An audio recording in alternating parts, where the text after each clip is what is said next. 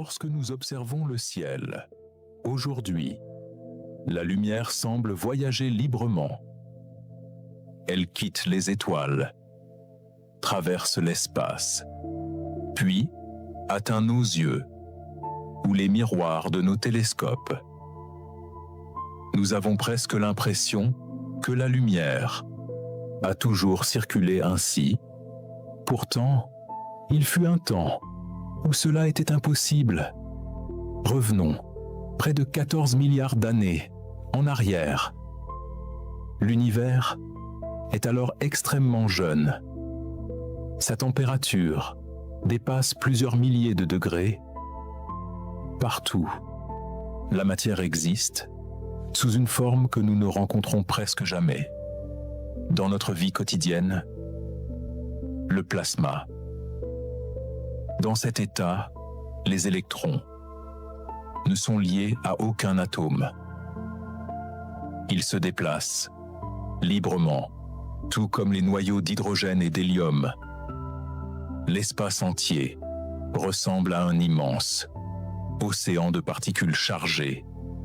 Et c'est précisément là que commence le problème. La lumière est partout, mais elle ne peut aller nulle part. Chaque photon tente d'avancer. Au bout d'une très courte distance, il rencontre un électron.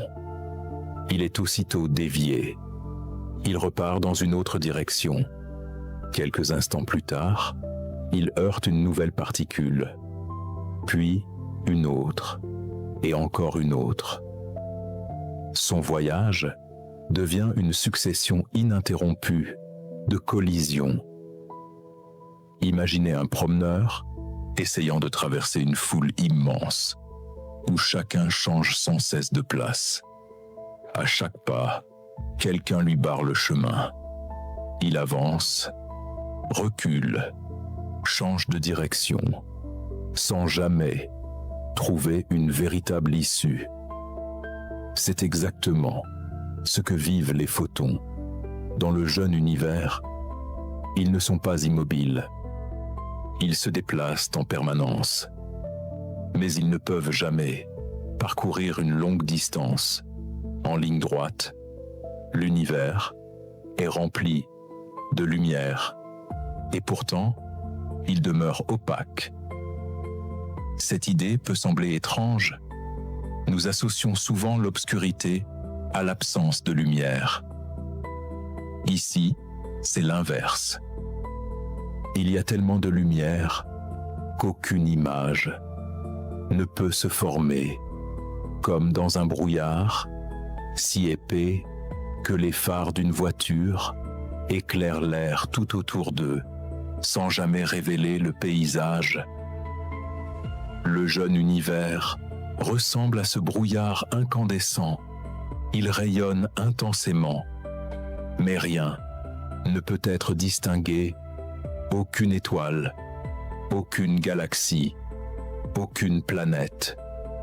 Même un observateur, placé à l'intérieur, ne pourrait rien voir, au-delà d'une infime distance. La lumière existe, mais elle reste prisonnière de ce milieu brûlant.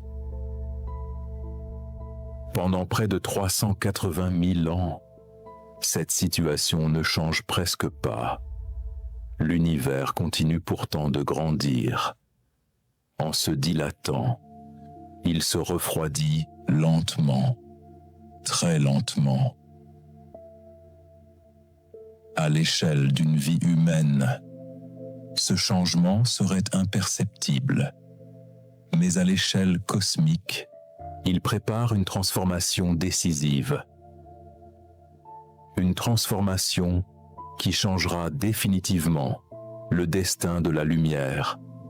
Car il viendra un moment où les électrons ralentiront suffisamment pour rejoindre les noyaux atomiques.